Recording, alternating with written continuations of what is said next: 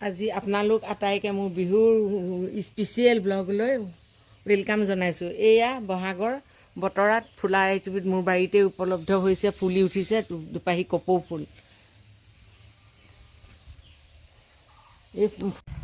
এয়া বিহুৰ বতৰত মই বাৰীতে উপলব্ধ কিছু বন শাক সংগ্ৰহ কৰিছোঁ এখন আঞ্জা ৰান্ধিবলৈ বুলি। শাকবিলাকৰ প্ৰতিবিধ শাকক মই আপোনালোকক দেখুৱাইছোঁ। মোৰ বাৰীত উপলব্ধ কিছু শাক।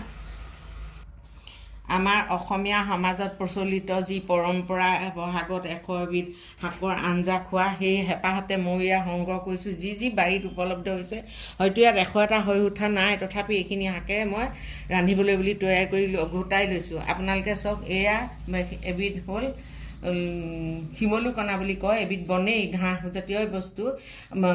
এয়া লৈছোঁ তুলি, এয়া লৈছোঁ দ্ৰোণ শাক, এয়া লৈছোঁ মচন্দৰী শাক, এয়া লৈছোঁ বৰ টেঙেচি, এয়া লগতে লৈছোঁ সৰু টেঙেচি, এয়া লৈছোঁ শুকলতি পাত, এয়া লৈছোঁ মিঠা আলুৰ আগ, আৰু এয়া লৈছোঁ অকণমান ডালিমৰ আগো মিলাই দিছোঁ। এয়া লৈছোঁ ৰাম তুলসী বুলি কোৱা হয়, এইবিধৰ চাটনিও খায় কিছুলোকে। এয়া আজি মই আঞ্জাত দিম। আৰু এইবিধ কিছুলোকে কয় গুজৰাটী লাই, নৰসিংহৰ গছৰ দৰেই গছবিধ হয়, তাৰেই কিছু পাত লৈ আনিছোঁ। এয়া লৈছোঁ আজৱাইনৰ কিছু আজৱাইন সিঁচিছিলোঁ, তাৰে কেইজোপামান আজৱাইন গছ। এয়া বিলাহী আগ কেইটামানো লৈছোঁ। এয়া লৈছোঁ মধুসোলেং, যিটো টেঙা আঞ্জা কৰি ৰান্ধি খায়, কিন্তু আজি চবতে মিক্স কৰি দিম। আৰু এইটো এবিধ বৰ বিশেষভাৱে এই শাকবিধৰ প্ৰতি কাকতত পঢ়িব পাইছিলোঁ। এই শাকবিধ বৰালি বকুৱা বোলা হয়, ই পেটৰ অসুখ নিৰাময়ত বহুত কামত আহে বুলি কয়। এইবিধ শাকো লৈছোঁ মই। এয়া লৈছোঁ এজোপা লাই শাক, সেই খবৰ হৈছে বাৰীত, তাৰে এজোপা লাই শাকো লৈছোঁ।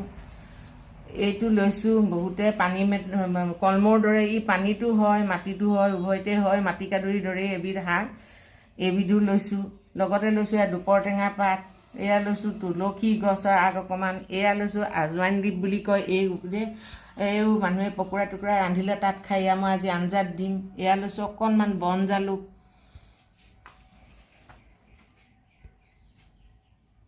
এয়া লৈছোঁ দুখিলামান পদিনা শাক।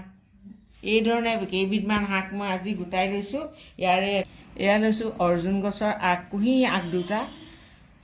অৰ্জুন গছটো এটা উপকাৰী গছ বুলিয়ে ধৰা হয়। এয়া লৈছোঁ। আৰু এয়া লৈছোঁ ভূমি আমলখি বুলি কোৱা হয়, আমলখি গছৰ দৰে মাটিতে হয়, চাপৰতে এবিধ শাক। এইটোও উপকাৰী শাক হিচাপে বহুৱে ব্যৱহাৰ কৰে। এয়া মই আজি এই শাকো লৈছোঁ। এয়া লগতে লৈছোঁ এখিলা কাজি নেমুৰ পাত, এখিলা গোল নেমুৰ পাত। এই ধৰণে এওঁলোকৰ সুবাসো আহিব, কামতো দিব। এয়া লৈছোঁ। এয়া বাৰীৰে এজোপা পুলি শেৱালি উঠিছে, তাৰো আগ আনিছোঁ, শেৱালি ফুলৰ আগ লৈছোঁ। এয়া লৈছোঁ অকণমান কঁঠালৰ মুচি পেলাইছে, গতিকে মই অকণমান কঁঠালৰ আগ আনিছোঁ। এতিয়া লগতে ল'ম আমৰ কুঁহিও ল'ম, মই তিতাবাহাৰ কুঁহিও আনিছোঁ।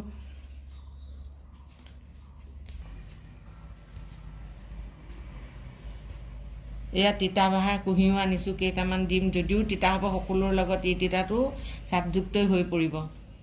লগতে মই এখন আঞ্জা তৈয়াৰ কৰিবলৈ লৈছোঁ। এয়া বাৰীৰে কেইচিৰামান দাংবডি আনিছোঁ, আজি প্ৰথম ছিঙিছোঁ। এয়া বিলাহী, এয়া ফ্ৰেঞ্চবিন, তিয়ঁহ, গাজৰ, ৰঙালাও, অমিতা চকল, ধুন্দুলি, জিকা, বেঙেনা, এয়া আদা, আম আদা বুলি কয়। এই আদাবিধ বগা হয়, ভিতৰখন আদাৰ দৰে কিন্তু বগা হয়, এটা গন্ধ থাকে ইয়াৰ। এয়া লৈছোঁ কেঁচা হালধি, লৈছোঁ বিট লৈছোঁ, তিতা কেৰেলা লৈছোঁ, সৰু আলুগুটি কেইটামান লৈছোঁ, ডাঙৰ আলু লৈছোঁ, মিঠা আলু লৈছোঁ, জিকা, চাজনা, কোমোৰা, আদা ইত্যাদি। এইখিনিৰ লগতে মই 6-7 বিধমান দাইলো মিক্স কৰি এখন জুলীয়া আঞ্জা তৈয়াৰ কৰিম। এয়া মোৰ ওচৰতে থকা ভতিজা এজনীয়ে বন শাকৰ আঞ্জাৰ বাবে কেইডালমান তাইৰ বাৰীৰ পৰা বুটলি পঠাইছে। এয়া দিছে জাতিলাওৰ আগ, এয়া দিছে কেইডালমান ঢেকীয়া শাক, এয়া ৰঙালাওৰ আগ, এয়া দিছে কলমৌ শাক, আকৌ লগতে এয়া সৰু মেটেকাটো দেই, সৰু মেটেকাটো মানুহে খায়, সৰু মেটেকা এখন আগ এইধৰণে দি পঠাইছে।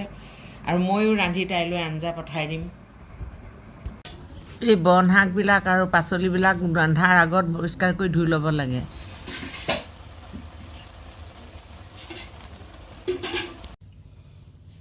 পাচলিৰ আঞ্জাখন যে তৈয়াৰ কৰিব লৈছোঁ তাৰ লগতে মই এয়া বিভিন্ন প্ৰজাতিৰ মাহো মিলাইছোঁ, মিলাবলৈ বুলি লৈছোঁ। আৰু লগতে এয়া লৈছোঁ বহাগ বিহুত তৈয়াৰী কৰা বিবিধ শাকৰ আঞ্জা।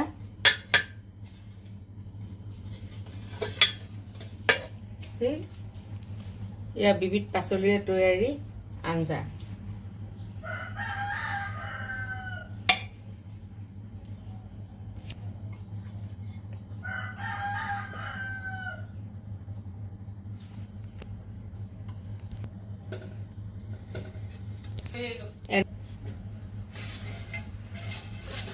এনেকৈ আপোনালোকে সুন্দৰকৈ পৰিৱেশন কৰি উপভোগ কৰিব পাৰে।